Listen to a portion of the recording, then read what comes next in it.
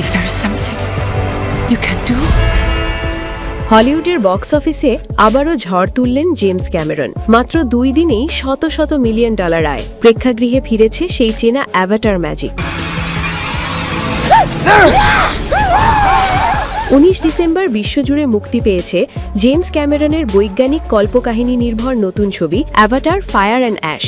মুক্তির পরপরই বক্স অফিসে রীতিমতো আগুন জ্বালিয়ে দেয় ছবিটি। মাত্র 2 দিনেই বিশ্বজুড়ে আয় করেছে প্রায় 345 মিলিয়ন ডলার, যুক্তরাষ্ট্র ও কানাডা থেকে 88 মিলিয়ন ডলার, আন্তর্জাতিক বাজার থেকে 257 মিলিয়ন ডলার। এই সাফল্যের মাধ্যমে ছবিটি হয়ে উঠেছে 2025 সালের দ্বিতীয় সর্বোচ্চ বৈশ্বিক উদ্বোধনী ছবি। যদিও এই সূচনা অ্যাভাটার দ্য ওয়ে অফ ওয়াটারের চেয়ে সামান্য কম, তবুও বিশ্লেষকদের মতে অ্যাভাটার সিরিজের আসল শক্তি প্রথম সপ্তাহ নয়, বরং দীর্ঘ সময় ধরে প্রেক্ষাগৃহে টিকে থাকা।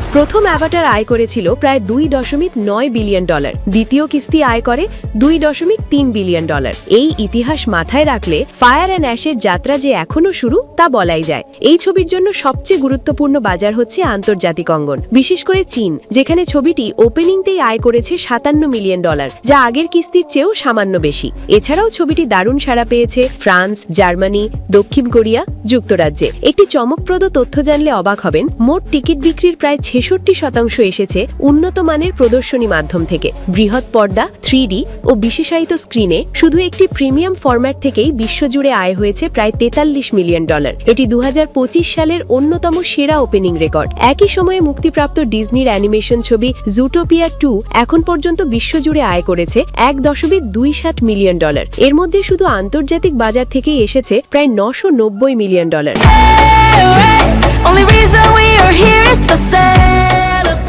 ফলে এটি বর্তমানে 2025 সালের সর্বোচ্চ আয় করা হলিউড ছবি। বিশ্লেষকদের ধারণা, ছুটির মৌসুম জুড়ে যদি ছবিটি শক্তভাবে টিকে থাকে, তাহলে অ্যাভাটার ফায়ার অ্যান্ড অ্যাশ অবশ্যই ছুঁতে পারে আরও বড় মাইলফলক। প্রেক্ষাগৃহে দর্শক ফিরছে, আর তার বড় কারণ এই 2 ব্লকবাস্টার।